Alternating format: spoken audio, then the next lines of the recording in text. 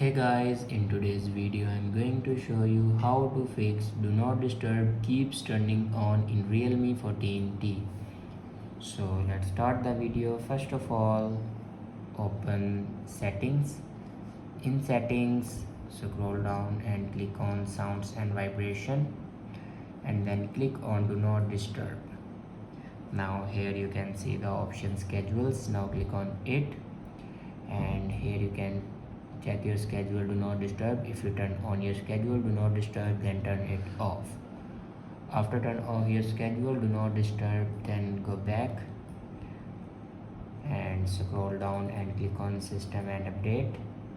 Now on top you can see the option software update. Now click on it and here you can check your latest version will be updated or not. If it doesn't update to latest version, then update it to latest version.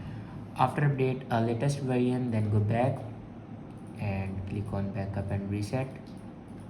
Now click on reset phone and here you can see the option reset all settings. Now click on it and here enter your password to reset all your settings. After reset all the settings, your problem will be fixed.